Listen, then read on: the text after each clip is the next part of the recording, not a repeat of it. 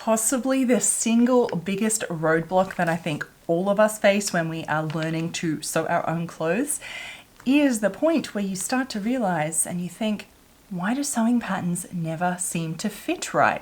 In this video, let's talk about all of the things that you need to know or levels of understanding and skill that goes into learning how to pick the right sewing pattern size so you can just shortcut that learning curve and get to the point where you can learn to sew clothes that fit.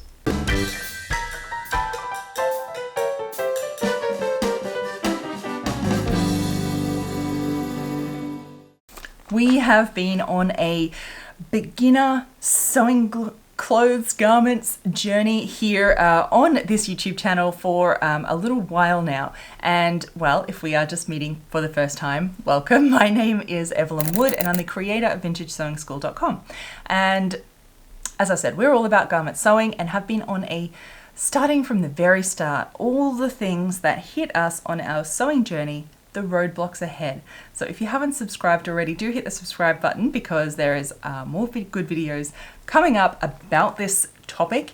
And well, these are all things that we face, and I know. So one of the biggest, as I've already said, is the sewing pattern size. How to pick the right size. They never seem to fit. What's the secret? It is not a secret so much as, well, let's look at it this way. Let's start from the very, very start where we come to, and each of these points think of as like a little learning lesson or a aha moment where each time you kind of learn more, like a higher skill level at being able to choose a better size. And each one you get to, there's always like one more ahead, right? And you just keep going until you get to the end and you realize how you can actually start learning to sew patterns that fit you. And let's condense it all so you can just get to that end part and not take a very, very long time to learn like I did. Let's make this a shortcut for you. So do think of each of these points as whole other like video lesson topics that you can dive into to learn more. We'll just keep it quite sequential and succinct for this particular video. And remember, even when we get to the end and you know what you're supposed to look for, right?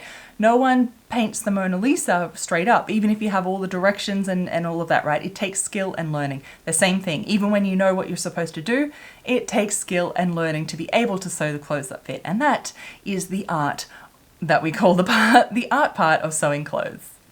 Okay. Let's start from the very, very start. This is what I call the beginner category, when you pick up a pattern and know absolutely nothing about sewing ever before.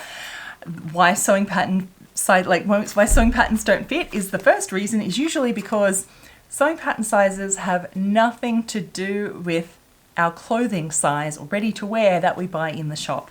These numbers on the back of here are just that, random numbers that don't mean anything compared to what we're used to. It's like seeing numbers on our clothing.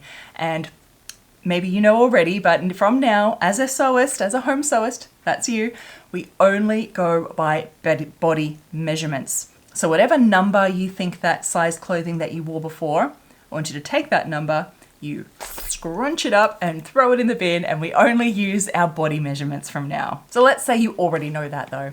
The next reason I think that why they don't fit properly is that we assume that just because we've made it ourselves, that it's going to fit. Let me explain. When you go into a store and you pick a size, whatever, you know, your number was or whatever, you know, it tells you to make, you took 10 garments in of that, you know, size that is supposed to fit you, right? Of course they're not. You would try them all on and maybe find one that actually fits you the way that you like. And it's kind of the same with sewing patterns, as in all of these are just like random sizes different manufacturers have made, and they're all going to be slightly different. And we can't just assume that we make it up. This one's really obvious, but I think we don't realize until we make one and then we think, oh, yeah, well, of course, why would it just magically fit me? I know I used to think this one too. And it was a big realization to kind of think, oh yeah, I get it. A size 10 is completely different in, you know, if you picked up 20 random size 10 garments, you'd have to try them all on to figure it out. The only problem is we don't want to make up all of them to then try them on to figure it all out. And of course, this is where we're headed. We don't want to do that. All right, the next category, I think once we have all that under our belt, the next stage is kind of our learning stage. We've got all that covered, all of that stuff. The next thing I think we really learn into why pattern sizes don't fit properly or patterns don't fit is this thing called ease. Yeah, if you know about it already, you know what I mean. So briefly, and I have made other videos on ease before, and yeah, so I'm going to link all those down below for more. But ease is room in the garment for either different things. And I'll get to more of that in a minute. But generally, I know you might have experienced this. I know I did so much. You might make up a size you've measured your body and you've gone off the chart and sewn up the correct one that they've recommended for you, but it's like a size or two too big, right? That's called ease. And we'll get to more onto why all that happens in a minute as we go through each of these. But yeah, when you start learning the world of ease, it really starts opening up, and this is why we're learning, right? And so with ease, there are two different types. There is ease for movement or body, like movement for fitting. It's often called fitting ease. And this is because the garment just needs to be slightly bigger than your body, otherwise you wouldn't be able to move at all, right? So the actual garment needs to be slightly bigger to actually, allow for movement and fit. Then there's the other kind of ease that is design ease, meaning that it's just part of the design, the aesthetic of the garment. And so the next thing we understand is that we can use design ease to our advantage. Let me explain this one. So design ease is, of course, extra room in the fabric. And now my shape in particular, my body shape is a pear shape.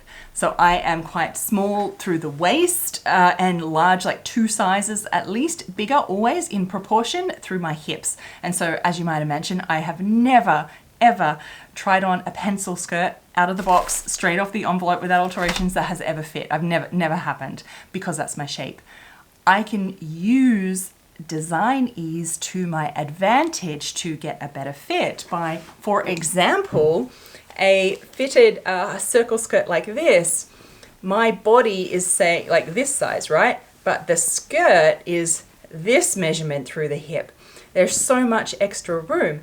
And so I can use this to my advantage by just going off the size of the waist, because the extra design ease in the hips, there is lots there that takes up my body shape. Yeah, you get it, right? Because just like I said, I can't expect to go into a store and have a pencil skirt fit. So why would a pencil skirt fit from a pattern just because I've made it? Choose the same sorts of styles of garments that fit you naturally, like in my case, an A-line or a circle skirt with that extra room in the hip, and it will make choosing the right size and fitting easier because you won't have to as much. And I know what you're thinking. You're trying to make clothes because you want to make all the clothes that you can't buy in the store. I know, and you will absolutely get there and be able to do all that. But to begin with, to start as you're learning, make it easy for yourself, and you can choose. Use that design ease to your advantage for your shape, your personal body shape. The next point in this category is that the body measurements, the size recommended for your body measurements on the back of the envelope here is only what the manufacturer, that company, that brand suggests. It's their version of how that garment should fit you, how tight it is, for example, not how tight you want to wear it. For example, as I was talking about before, when we sew up garments, they're often a size or 2, even too big for us. This is ease, but this is because the company from that pattern, they have decided that the garment should fit about that big. But of course, if it's a nice like 50s style dress, right, you probably want it quite fitted and contoured because that's our modern aesthetic and that's how we want things to fit. So, yeah. Realizing and understanding this is, of course, when the clouds start to part and the light starts shining in and we hit the next level, which is where we realize this is the way that we need to look at finding pattern sizes that fit us, is this thing called body measurements versus finished garment measurements. Now, I will be making a video next week in depth all about this and how you can use this better. So, if you haven't already, do hit that subscribe button because that's coming up next week. But briefly, body measurements are exactly as you might think, what we measure around our body, how big our body is. The finished garment measurements are exactly that, what the garment measures when it's finished. And understanding this and being able to use this information is the key, absolute key to how then you can choose the best pattern sizes for you and start learning to then fit and choose appropriately. Because from here, this is where you learn to measure the actual pattern pieces inside here to figure out what the finished garment measurements will be yourself. Sometimes they tell you on the envelope, but not really, not very often. And we'll talk more about that next week. But you can learn yourself to measure so you know any garment, any pattern, anywhere, bust, waist, hip, any measurement, you can learn to do that yourself. And then learn how much ease you want the garment to have, right? And this is like when the world of actually fitting and choosing the right sizes actually, I think, like opens up and you can really start learning and making great things. If you're just thinking, yes, this is what I need to learn. This is exactly what I do at Vintage Sewing School. Vintage Sewing School is my online school where I teach not vintage sewing, so to say, as in vintage patterns. It has nothing to do with vintage designs. It is the vintage skills. Just like we've been talking, the average dressmaker that picked up this pattern from 1953 knew all this stuff already. It was just like common knowledge, right? Whereas it's not now, right? Where is all that? That's what I do, is bridging the gap of all those skills needed. We go step by step in learning the fundamentals of altering your patterns so that you're not just like Frankensteining it together, that the patterns actually match up, and how to measure them, find out this finished garment body measurement, how to make adjustments. There's a pattern library of all the major adjustments that we need to do for fitting so that you can, like, step by step, not only how to identify it and know if it's exactly what you need, and of course tutorials on how to do all of those common adjustments. How to use trials and mock-ups to actually decipher and learn where and what and how much you need to fit these patterns to your body. I've got it all covered in step by step. 24/7 access online, so you can look at it anytime when you need it, right? So, you know, when you're halfway through a project at midnight and you need to know, yeah, it's all available.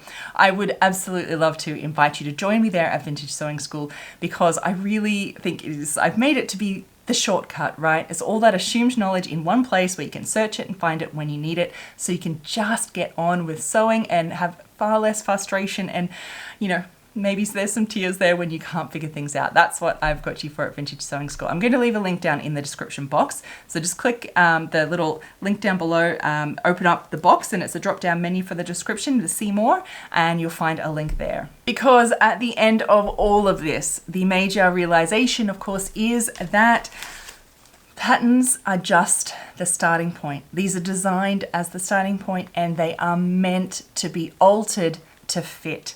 There is no one size fits all, and that is where, that's where we can actually start learning to better choose the right pattern size straight up when we look at all the things we've talked about, right? So when you know how to measure your body, you know how to use design ease to your advantage for your body shape, when you know the difference between finished garment measurements and body measurements, and start using that and the ease in there to better choose the right size, and then of course altering patterns beyond that. That is what they are meant and designed to be for. And knowing all this, you have just shortened your journey, because now you actually know where you're headed, right? You know what to aim for in choosing these sewing pattern sizes and to fit. I know this was a lot for this little video, but it is a really big topic, and I know it's one that you can often really get stuck on, is pattern sizing, but it's not impossible. It's just that, well, it takes someone to tell you these kinds of things, because it's not really, say, intuitive. And, well, like I said at the start, the fitting I class as the art of dressmaking. That's what it is. We're creating here. That's what we're doing. I would love to hear from you down below. What has been your biggest takeaway from this video? What is the biggest aha moment that you had through the little list here? Or maybe even better, leave a little story of your real life aha moment when you learnt different levels of the fitting stages. I'd love to hear it. So leave that down in the comments below, and I look forward to seeing you next time. And until then, happy sewing. Bye.